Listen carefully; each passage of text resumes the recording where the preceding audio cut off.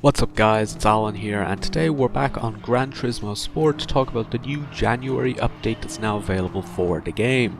So this update has been long awaited by fans. It's the first update of 2018 and it adds 10 new cars alongside the return of the fan favourite Monza circuit, as well as 8 different layouts in total that are now available in the game. There's also 4 new GT League events and a couple of other changes to make the whole experience better as a whole.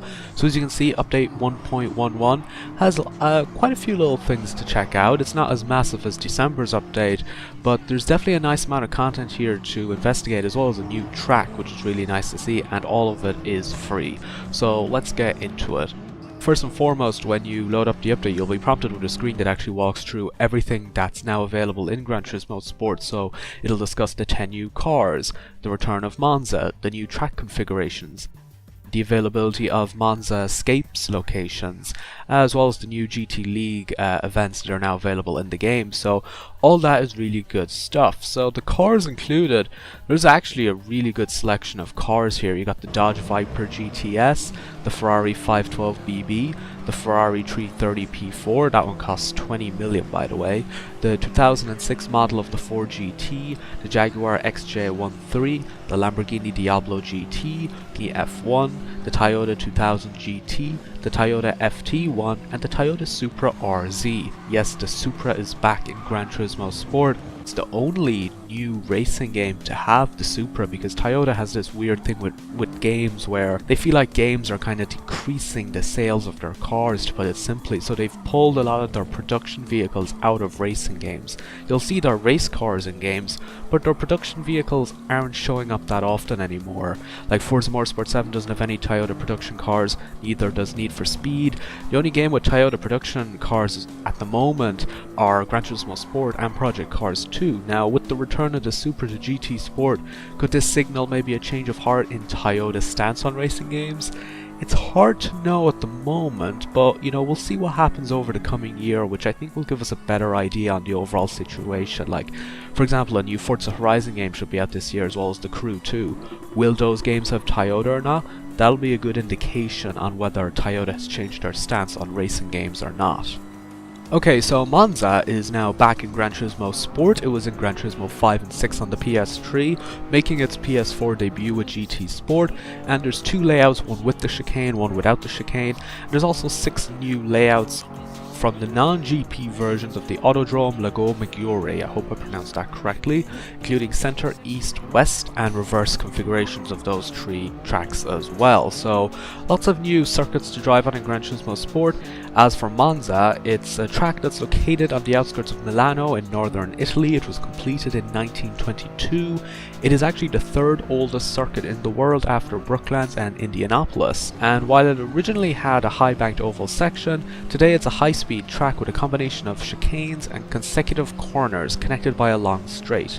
2 layouts with and without the chicanes are included in Gran Turismo Sport, providing players with a high-speed driving experience.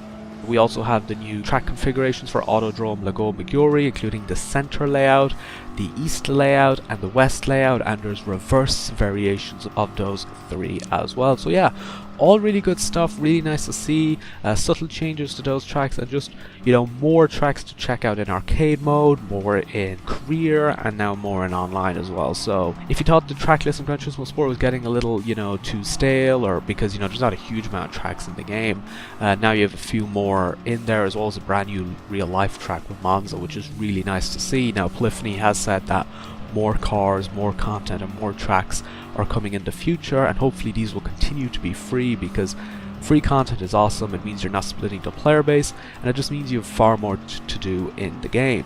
Now, the last big major feature in this update are the new GT League events. There's 4 new GT League series in the campaign mode of Gran Turismo Sport to keep you busy. So GT League was added in December, it wasn't there at launch, and as fans have requested more category races to test their skills, Polyphony has delivered on that. So the 4 new events include the F-150 Raptor Survival, where, well, you're in a Ford F-150 racing it. It's pretty cool. Then you have J-Sport Meeting, which is a diverse assortment of unique and high-performance Japanese sports cars. I was driving the Supra on this one, which is pretty cool. Then there's La Festa Cavaliano, I've probably pronounced that completely wrong, which is a race series just for Ferraris. And then there's a GR3 Endurance series, which is kind of their take on the Group 3 GT3 racing cars. So these are racing models transformed from road cars is the official description for that. So 4 events well worth checking out, I think.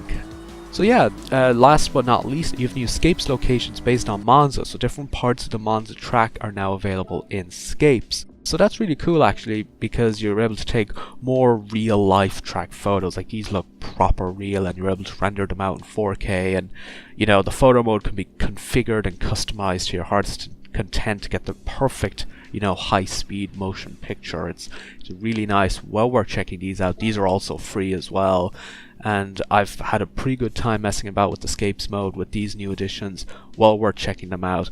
And actually, speaking of Monza as a track, something I did forget to mention earlier is that when you do play it in arcade mode, they give you a variety of different time options. So you can race it in the morning, in the afternoon, at sunset, and even at twilight, and it's divided up into different times of day like the other Gran Turismo Sport tracks. So that's really awesome as well, and it just gives you a lot more variety when you're driving the track, and that applies to both versions of Monza that are in the game.